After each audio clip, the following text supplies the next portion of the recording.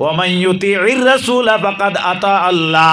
আমার নবীর যদি কেউ এতাআত করে, ইয়ানে আমার নবীর যদি কেউ পৈরবী করে, আমার নবীর যদি কেউ অনুসরণ করে, তাহলে ফাকাদ আতা আল্লাহ, গুয়াকে আমি আল্লাহর সে এতাআত করলো। সুবহানাল্লাহ। অন্য আয়াতের মধ্যে আল্লাহ রাব্বুল আলামিন ফরমাইতরা, কুল নবী আপনি কইয়া দেখুয়া, ইন কুনতুম তুহিব্বুনাল্লাহ ফাত্তাবিউনি। নবী আপনি আপনার উম্মতরে জানাইয়া দেখুয়া, তারা যদি আমি আল্লাহরে ভালো পায়, ইয়ানে আমি আল্লাহর প্রতি তাদের যদি মহব্বত থাকে, আমি আল্লাহর প্রতি তাদের যদি ভালো ব্যবহার থাকে, তাহলে নবী আপনি জানাইয়া দেও ফাত্তাবিউনি, তারা যেন আপনার ইত্তেবা করে। তাহলে বোঝা গেল নবীর অনুসরণ যেটা, এটা হইল আল্লাহর লগে মহব্বতর পরিচয়। ইউবিকুমুল্লাহ, ও নবী যদি তারা আপনার মহব্বত করে, আপনারে যদি ইত্তেবা করে, তাহলে আমি আল্লাহর লগে তারার বন্ধুত্ব তো হয়ে যাইব, ইয়ানে আমি আল্লাহর মহবুব তারা বনি যাইব। সুবহানাল্লাহ। ওয়া ইয়াগফির লাকুম যুনুবাকুম, ও নবী আপনি তাও জানাইয়া দেও আমি গুনাহগার যারা, এই গুনাহগারের গুনাহ মাফ করি দেনেওয়ালা। ওয়াল্লাহু গাফুরুর রহিম, আমি আল্লাহ রাব্বুল আলামিন ইয়া তাকলাম কি গাফুরুর রহিম। এল্লাগিয়া শাহিরে হইন গুনাহ করা আমার কাম মাফ করা তো তোমার কাম, প্রভু তুমি করিম গাফফার। কোরআন শরীফের মধ্যে আল্লাহ রাব্বুল আলামিন অন্য আয়াতের মধ্যে বর্ণনা করেন, কুলিয়া ইবাদিয়াল্লাযিনা আসরাফু, হে নবী আপনি জানাইয়া দেও আমার বান্দাদেরকে, তারা যেন আমার বান্দা হলে গুনাহ করিয়া আমি আল্লাহর রহমত থাকি তারা যেহেতু না উমেদ না হয়। আল্লাহ কইন, কুল ইয়া ইবাদিয়াল্লাযিনা আসরাফু লা তাকনাতু মির রাহমাতিল্লাহ, আমি আল্লাহর রহমত থাকি তারা যেন না উমেদ না হয়। আয়াতের তাফসীরের মধ্যে আনছই আল্লাহ রাব্বুল আলামিন জান এন রহমতের কোনো সীমা নাই, এন দয়ার কোনো সীমা নাই। একজন মানুষে যদি গুনাহ করে, এই গুনাহগারে যদি গুনারে গণনা করে, তাহলে এক দাঁড় থাকি গনি গনি তার গুনারে সে আপনার বুঝতে পারবো, কইতে পারবো কতটা গুনাহ করছে তার জীবনের মধ্যে, এবং লেখিয়া যদি রাখে গুনাহগারে তার গুনাহটার হিসাব মেনটেন করতে পারবো। কিন্তু আল্লাহর রহমতের দিকে কেউ যদি নজর করে, আল্লাহর রহমত রে সে কোনো আপনার ধারণা দিয়ে আপনার সাব্যস্ত করতে পারতো না রহমতের সীমা। গতিকে আল্লাহ যিনি, তিনি হইলা অসীম রহমত ওয়ালা আর অসীম দয়াশীল। এর লাগি আল্লাহর কাছে মাফ চাইলে আল্লাহ মাফ করিয়া দেন। আল্লাহ সুবহানাহু ওয়া তাআলা কোরআন শরীফের মধ্যে ফরমাইন, ইয়া আইয়ুহাল্লাযীনা আমানু, হে ঈমানদারগণ, তুবু, ইয়ানে তুমি তেন তওবা করো, তুবু ইলাল্লাহি, আল্লাহর কাছে তুমি তেন তওবা করো, তাওবাতান নসুহা, অর্থাৎ যে তওবাটা তওবায়ে নসুহা হয়, ইয়ানি ওলা তওবা করো, অর্থাৎ যে গুনার লাগি তওবা করবাই এই গুনাহটা তোমার জিন্দেগির মধ্যে আর যেহেতু না করো। আল্লাহ কইন, ইন্নাল্লাহা ইউহিব্বুত তাওয়াবিনা ওয়া ইউহিব্বুল মুতাতাহিরিন, আমি আল্লাহ দুই শ্রেণীর মানুষের বড় মহব্বত করি। এক গুরু মানুষ হইয়া থাকলো কি যারা আমি আল্লাহর কাছে তওবা করে, খুকুয়া সুবহানাল্লাহ। দুই নম্বর খারা বিলে ওয়া ইউহিব্বুল মুতাতাহিরিন, যারা আল্লাহ রাব্বুল আলামিনের কাছে তওবা করে, এর লাগি তাইব আর পবিত্রকারী রে আল্লাহ এই পৃথিবীর মধ্যে সবচাইতে সব বেশি নিয়ামত সকল দিয়া সাহায্য করে। এর লাগি বাবা সকল বেশি বেশি করিয়া তওবা করিও। হাদিস শরীফে বর্ণিত আল্লাহর হাবিবে প্রত্যেক রোজ আপনার রাইতে দিনে মিলাইয়া কোন রাওয়ায়াতের মধ্যে আয় 120 বার আল্লাহর হাবিবে তওবা করতা, কোন রাওয়ায়াত আয় আল্লাহর হাবিবে 70 বার তওবা করতা। মা আয়েশা সিদ্দিকা জিজ্ঞাসা করেন, ইয়া রাসূলুল্লাহ আপনি এত তওবা করেন কেনে? কারণ আল্লাহ তো আপনারে মাসুমানিল খাতা, ইয়ানে গুনাহ থেকে আল্লাহ পাক সাফ বানাইয়া জমিনের মাঝে জন্ম দিলা। আল্লাহর হাবিবে ফরমাইন, আমি তওবা করার কারণ হইয়া থাকলো কি আমার উম্মত যারা এরা যেন আমি নবীর কারণে তারা তওবাটারে শিখিলায়। কও সুবহানাল্লাহ, সাল্লাল্লাহু আলা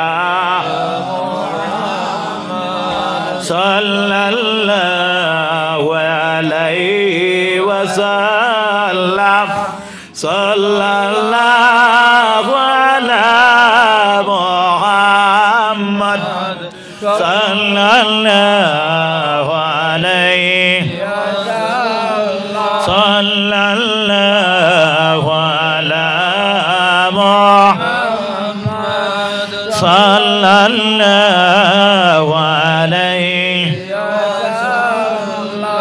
তো যাই হোক, আল্লাহর হাবিব সাল্লাল্লাহু আলাইহি ওয়াসাল্লামের উম্মত হল। এখন দেখা গেল আমরা 5 ওয়াক্তের নামাজ পাইলাম।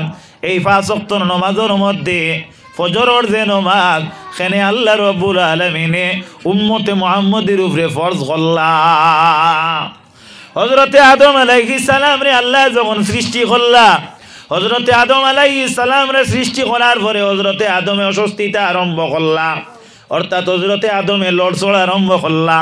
হযরতে আদম দেখা যায় এমনভাবে আপনার চতুর্দিকে তাকানি আরম্ভ করলা, অর্থাৎ আল্লাহ দেখিয়া বুঝবাইলা যে হযরতে আদম আলাইহিস সালামের একজন সঙ্গিনীর প্রয়োজন। ও আল্লাহ রাব্বুল আলামিনে ফরমায়, ইয়া আইয়ুহান নাসু তাকু রাব্বাকুমুল্লাযী খালাকাকুম মিন নাফসিন ওয়াহিদা। হে মানব জাতি, তুমি তেন আল্লাহরে ভয় করো। কোন আল্লাহরে?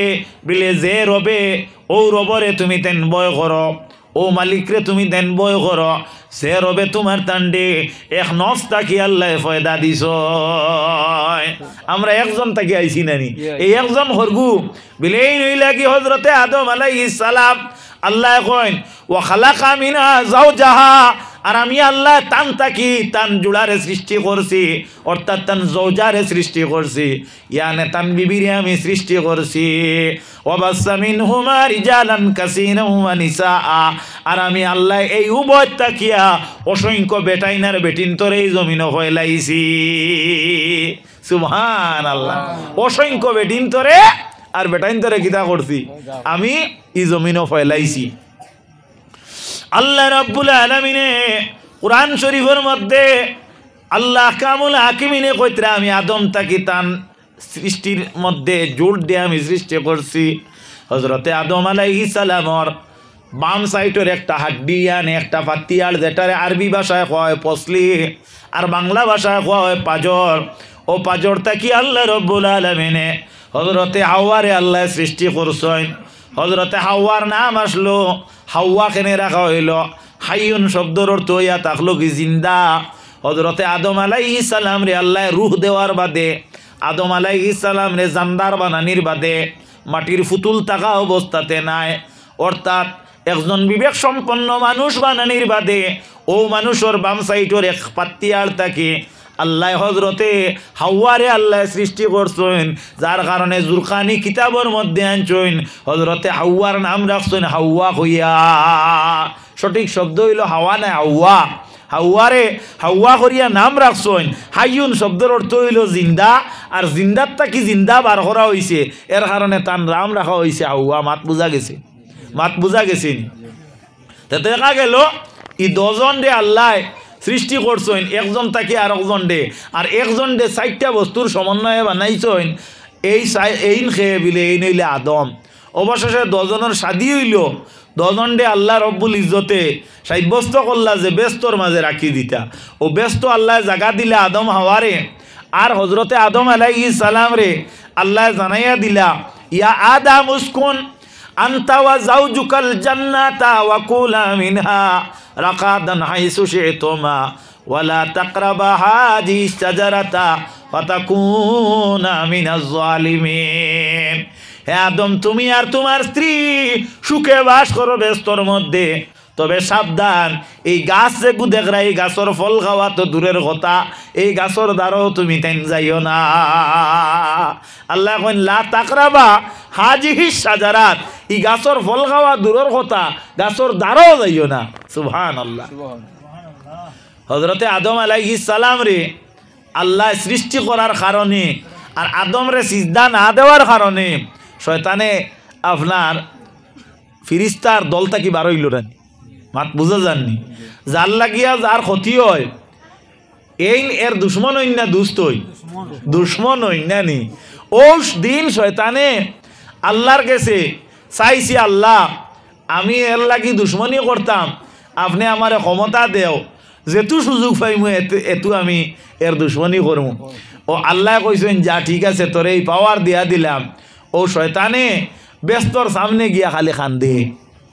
হজরতে আওয়াজ শিকাইলা তুমি খেয়ে অত খান্দন বিলে আমি হইলাম গিয়ে আল্লাহর এক ফিরিস্তা। শয়তানে মিশা মাতে না, হাসাউত তো মাতি কেন? হ্যাঁ, শয়তানে মিশা মাতে না, আমি আল্লাহর এক ফিরিস্তা। নিচে রাখি দেখ আমার দরকার নাই, প্রয়োজন হইলে ইচ্ছা আমার ভাইজানে নিয়ে দিছুন, খুশি হয়েছি। জাযাকাল্লাহু তাআলা খায়রান ফিদ দারাইন। এখানোর বাংলা হইল আল্লাহ আপনার এজেজায় খয়রাতা করুক, খালি দুনিয়াত নাই দ জাহান হোক আল্লাহুম্মা আমিন। লক্কানে আপনারা রে আমারে আল্লাহ দুই জাহানর খয়রে বরকত আতা করুক হোক আল্লাহুম্মা আমিন। মুমিনের আমিন শব্দ যেটা এটা হইয়া থাকলো কি দোয়া কবুলিয়তর লক্ষণ। এর কারণে সূরা ফাতিহা পড়িয়া আপনারা দম লইবা না, সূরা ফাতিহার শেষে আমিন বড় করে কইবা। নমাজও আপনারা বড় করে কইতা না, মনে মনে কইতা। নমাজও কইতা, মাত বুঝবাইছনি। আল্লাহ নবীর উম্মত হল সূরা ফাতিহার 7টা নামের থাকি একটা নাম হইয়া থাকলো কি ই সূরে দোয়া কোয়া হইছে। ই সূরা ফাতিহা পড়িয়া কেউ দোয়া করলে আর পৃথিবীর কোনো ভাষা দিয়া আল্লাহর কাছে অন্য কিচ্ছু চাওয়া লাগে না। ও ফাতিহার ভিতরে সারা হামাই গেছে হোক আলহামদুলিল্লাহ। যাই হোক, আমি এদিকে আলোচনা করলে মাত অন্যতাইয়া যাইব কি হিসাবে ই মাত আজকু আর মাতিয়ার না। আর যে মাতো লাগছি ও মাতো খান আপনার বুঝানির চেষ্টা করি। তো যাই হোক, একটু দুরুদ পড়ো। সাল্লাল্লাহু আলা সাল্লাল্লাহু আলাইহি ওয়াসাল্লাম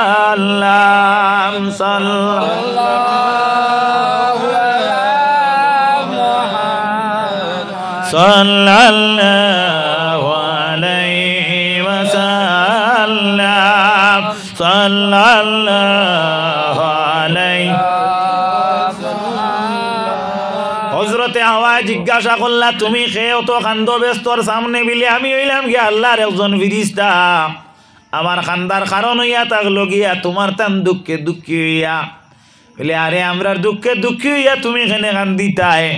বলে আল্লাহ তোমারে আর তোমার স্বামীরে এই বস্তুর মধ্যে জায়গা দিলা, তবে আল্লাহ তোমার তান্ডে একটা গাছর ফল খাওয়া নিষেধ করছেন। ই গাছর দ্বারও যাইতে না নিষেধ করছেন। ইনর রহস্য কিতা জানো নি? বিলে না জানি না। বিলে এর মধ্যে রহস্য হইল গিয়া এই গাছর যদি ফল তুমি তাই খাইলাও তাহলে আল্লাহর পাওয়ারের ঊর্ধ্বে যাইবা কি আল্লাহ ব্যস্ত থাকে কোনোদিন তোমার তান্ডে বার করতে পারতা না। দিছে এমন ইনজেকশন পরামর্শ। বেটি মানুষ তো, এর কারণে বেটি মানুষ দ্বারা এরা বেশি দোকান মাঝে ফুলি যায়। মা অকল বই নকল তুমি দেন খেয়াল করিও, সর্বপ্রথম শয়তানের দুকা যারা খাইছেন এরা হইলে বেটি মানুষ। এর লাগি শয়তানের দুকাত থাকি ফেরত থাকি আপনারা বাঁচিবার সব সময় আল্লাহর কাছে ফানা চাইও, বেশি করিয়া লাহাওয়ালা পড়িও, আর বেশি করিয়া ইস্তেগফার পড়িও, আর 5 ওয়াক্তর নমাজ পড়িও, আর পাক পবিত্র তাকিও।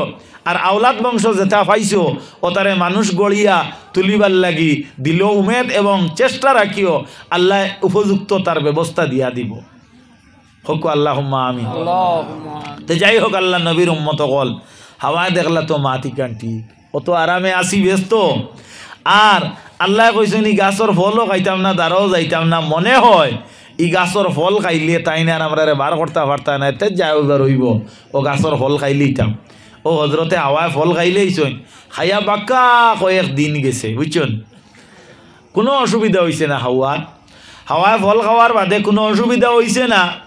শয়তানে এখন তো দেখা গেল নানি সাকসেস হয়েছে না, এনে কৃতকার্য হয়েছে নানি।